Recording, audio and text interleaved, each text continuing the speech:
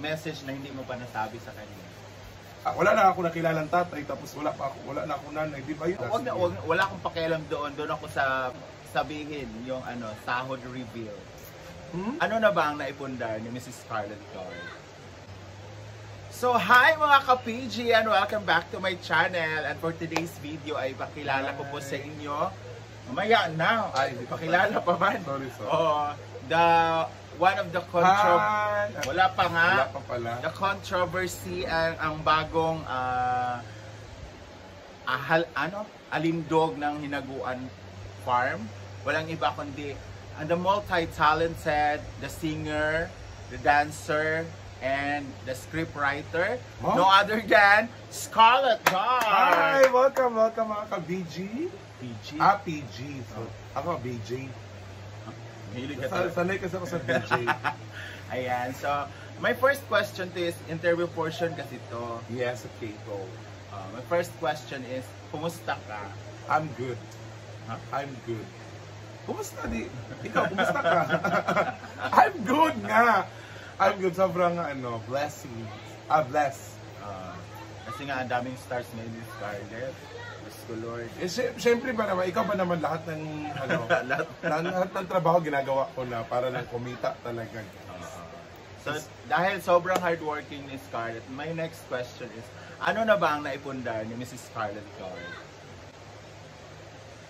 Hindi ko talaga masasabi yung bahay namin, naipundar ko talaga kasi nga gusto ko talagang soon sana makaano pa talaga ako na kagawa pa talaga ng bahay yung sa akin talaga. Sa akin. Yung pinagawa kong bahay sa amin, marami kasi kami doon, kakapatid. Parang renovate mo lang yan. Pero at least may sarili ka ng kwarto doon. Umastos din ako doon ng mga $500,000. Oo. $500,000 din. Mahirap magpagawa ng kahit renovation. $500,000, di ba? Milyonaryo na ako kung tutuusin. Charot! Pero marami talagang utang, guys. Kaya yun talaga yung nagpapaano sa atin. So next question is, pwede bang sabihin yung sahod reveal? Sahod reveal. Pwede ba yun? Kahit hindi naman yung exact amount, kung ilang digit na ba? 6 digit na. Wow! Kiss nga dahil. Ano yan talaga, kailangan talaga magsumikaw. Pero nasanga yung kwintas ko, 6 digit, pero nasanga yung kwintas ko. Kasi nga, di ba, nagpa-renovate nga ng bahay, syempre, kasali na yan doon sa... So, my next question is, last year is, grabing lugmok mo talaga. Yes. Because your mother was... died. Marami pa talaga nangyari sa buhay ko last year.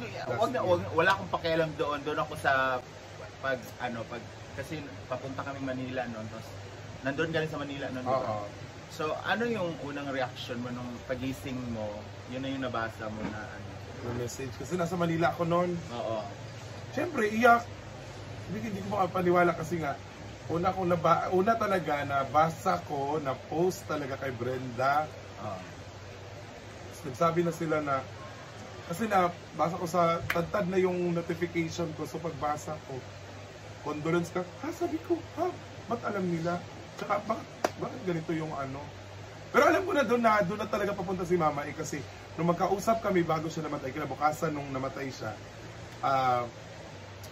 bago siya namatay, itong araw na to, tapos bukas namatay na siya.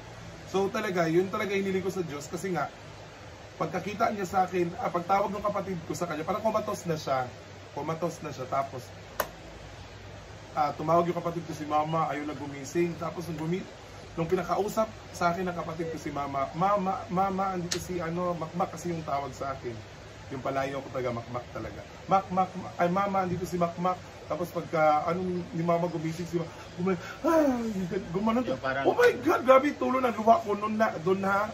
Tumulo na tagaluwa, parang pinilit niya lang talagang gumising para lang makita. Makita ako or makausap ako. Gumaganon na siya. Gumising siya, sabi ng kapatid ko talaga. Grabe talaga yung iyak ko noon talaga. Tapos, kinabukasan, kasi palihim talaga ako umiiyak Pag hindi ka showy, no? Hindi ako showy. Pero minsan talaga nalalabas ko talaga yung luha ko yung punong-puno ka na sa social media na hindi ko sinasadya. Pero yun ang time na talaga yun, kinabukasan, nakita ko talaga yung ano ni Brenda notification to tatad. Notification ako diretso, hindi pa ako nag-message, hindi pa ako pumunta sa message pagkagising ko. Pagka ano ko, tapos nung kinabukasan nun, dapat may show ako. Umuwi na lang talaga ako kasi hindi na pwede kasi nga. Hindi mo pala yun talaga tinuloy, hindi ko tinuloy kasi nga kala ko umuwi kasi patay si mama. Ano pang gagawin ko doon sa show na yun? Wala na yung mama ko. Dapat diba? yung kikitain nun pang hospital. Pero sa awa ng Diyos, sobrang bait din ng tao na pinuntahan ko na kumuha sa akin. Binayaran pa rin ako kahit na hindi ako nakapag-show. Sabi niya, para sa mama mo ha, condolence. Sabi ko, sorry talaga po. Hindi naman po talaga sinasadya itong time na to. Sino bang nag-expect? Hindi ko ginusto, pero ang hiling ko sa Diyos na sana kunin na lang si mama kasi kitang-kita ko na sobrang nahihirapan na talaga siya. Ayun. Yan yung na-feel mo. Sabi ko, Lord, ikaw na bahala.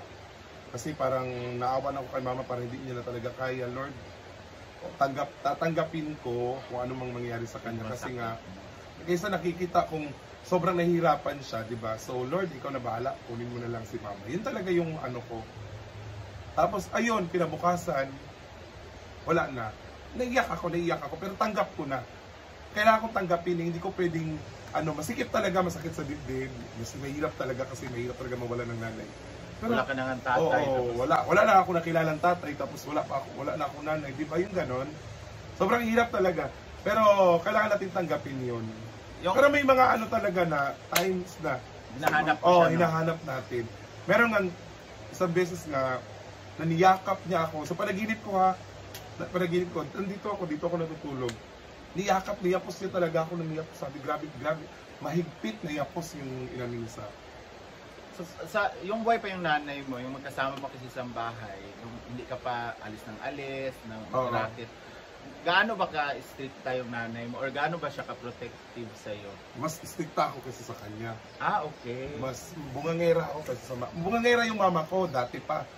Pero ako, pag sa akin talaga yung parang siya, yung, parang takot talaga si mama sa akin. Kasi ganyan din. Pero nung bata ka pa, mapagmahal yung nanay mo? Araw-araw ko pinapahal yun. Pero hindi normal naman tayo mapapalo kung wala tayong kasalanan. Pero minsan din mainit yung ulo ni mama kasi pagtalo sa sugal, pag uwi, mahilig siya sa ganun. Hits, ganun, madyong, maraming sugal. Kaya alam mo, yung mga pamangkin ko, mga bata pa, magaling na magsugal yun. Na-train na lugar. So, eto na lang, kung buhay pa ngayon ng nanay mo, ano yung message na hindi mo pa nasabi sa kanya? I love you. Yun talaga. Hindi mo nasabi? Never ko nasabi sa kanya. Hindi nga ako nag-Merry Christmas, hindi nga ako nag-Happy New Year. Hindi ko Happy Birthday lang, pero plastikan yung naiilang ako, yung naiiyak ako. Happy Birthday, ganun lang. Yung walang kasi hindi talaga ako showy eh. Pero, kita-kita nyo naman sa ginagawa ko, yung time na meron talaga akong sakong sahod. Lahat yung binubuhos ko sa kanya. So, yun yung message mo sa kanya kung buhay pa siya, I love you. Yun lang talaga pinakamali, hindi ko nasabi sa kanya yun. Pinagsisihan mo ba na hindi mo nasabi? Syempre, kasi nga yung time na kailangan niya pala talaga ng ganon, hindi ko man na nasabi, no? Kaya magsisihan talaga natin. Huwag natin hintayin guys na mawala yung nanay natin sa sa tabi natin bago natin sabihin niyang I love you. Sobrang sakit. Kaya nung nagbuhos ako sa live, umiyak ako talaga kasi nga hindi na talaga kaya, mabigat talaga kasi nga kinanta ko pa yung Warrior is a child. May meaning talaga yung kanta eh. I'm hiding all the tears talaga na pag naiinis ako sa amin, binubungangaan ko, tapos binibigyan ko pa rin sila kahit binubungangaan ko. Sabi ko, bakit talakira ako tapos, pero deep inside niyan, nagbibigay pa rin ako. Wala akong choice. Ganun naman talaga tayo eh. Oo, ganyan talaga kahirap ang hindi ko naman sinasabing breadwinner talaga ako kasi may kapatid. Provider. Pero, magkano lang naman kinikita nila kung talaga. Para sa'yo. Oo. Kaya, kailangan ko talaga. Pang ilan ka ba sa family? 5. Sa original? Wala. Hindi. Lang ka. Iba-iba yung tatay namin. 7 kasi yung parang naging asawa. 7? Oo. Hindi ko nakita yung nanay mo eh. Maganda siguro yun. Sakto lang. Kamukha mo din. Hindi pala siya maganda kasi kamukha ko. No, ano siya, mabenta yung nanay. Mabenta siya. Parang hindi ka nagmana. Ha? Parang hindi ka Parang hindi mo alam. So ngayon is Scar na wala na yung nanay mo. So, sino naman yung mga tao na sa ngayon na pwede mo siya pag-share ng mga problems mo instead sa na mama mo, wala na nga. Yung pagkatiwalaan mo na you can share your feelings, your hinanakit. Yung ano, siyempre meron pa rin mga kaibigan. Meron din ako mga ate-ate, yung hindi ko pa sila nakikita ha. Nasa Japan na isa, nasa Hong Kong na isa. And then sometimes din yung Scarlet Babies, ayun. Sila yung sila kung pinag-sharean ko ng nanay-nanayan mo. Sila yung mga ano ko talaga, yung pinakausap ko pa may problema ako, sinasabi ko sa kanila. I share. Kasi sa atin dito, puro namang mga kagaguhan yung mga ginagawa namin dito. Yung puro walang seryoso sa amin dito. Mag-seryoso ka, parang wala rin. Magsiseryoso ka, yung iba seryoso, yung iba hindi naman. So wala pa rin, di ba? Invalid. Oo. Pero, siyempre, I'm so thankful pa rin sa lahat ng nakapaligid sa akin kasi they support they support my ano kaya ka? Di na lang. Basta sinusuportahan nila ako sa lahat ng mga ginagawa ko. So, may nagpapatibok ba sa puso ni Scar ngayon? Ha? Aha. Sometimes. Char! Showbiz talaga ako. Meron naman, pero bawal i-reveal. Oo, hindi talaga ako nagre-reveal. Ako na talaga nahihiya para sa lalaki talaga. Kaya nga yung ni-reveal mo, nakaigit pa, di ba? Si Argel naman yun. Akala talaga nag-iba-iba yun. Si Argel po yun. Kung i-rate mo yung ano mo, yung feelings mo, gaano ka emotional? From 1 to 10? 9. Emotional ka? Oo, emotional ako. Sikreto lang ako yung bang gaano ako. Hindi ko pinapakita nga sa mga tao na ganyan ako. So 9. Grabe no, pero dito hindi ka namin makitaan na you're weak. Kasi nga, very strong Kaya nga, hindi tayo pwede pag may problema tayo, isipin mo natin problema. May stress tayo. So, kung emotional ako pag nag-iisa lang ako, gusto ko mapag-isa, ganyan. Ganyan ako, nilalabas ko yung mga problema ko. Basta ginaganyan ko lang yung sarili ko para maglabas ko yung... Iba naman yun. Iba yun. Sorry. So, thank you so much, Scar. Yun lang naman yung interview sa iyo. Akala ko talaga kasi yung sabi niya gusto ko lang kasi marinig yung side mo kasi nga ramdam ko yung pagkawala ng nanay mo. Siyempre. Kasi nga nung buhay pa yun. Magwa 1 year pa naman. November, no? November 12. So malapit na yung 1 year death anniversary ng nanay niya. So thank you Scarlett Clark at pinaunlakan mo yung interview ko ngayong umaga. And sana po may natutunan tayo sa mga pinagsasabi ni Scarlett about sa... kahit walang kwenta po. Hindi, about sa magulang natin na hanggat nandyan pa dapat pakita natin kung pagkita natin ano yung love na ipaparamdam natin sa kanila. Diba? Alam mo yung tipong pag andyan ang mama mo, i-snap mo. Pero kapag wala na, umiiyak ka, o diba? Diba? Hindi ko kaya, hindi ko pa wala kaya dapat sana kung buhay pa. Habang buhay pa siya, pinakita mo na. Yun din talaga yung na-realize ko na dapat ginawa ko pala nung buhay pa siya. Hindi na talaga ako, kasi puno ako ng stress Puno ako ng stress. Wala namang... Nasa akin yung pressure Nasa akin yung pressure sa pamilya talaga nasa akin. Wala namang naunang pagsisisi, palaging nasa huli. Oo, pero totoo. at least, nalelearn natin yon sa mga mistakes. Pero I know, siguro si Mama thankful din sa mga ginagawa ko.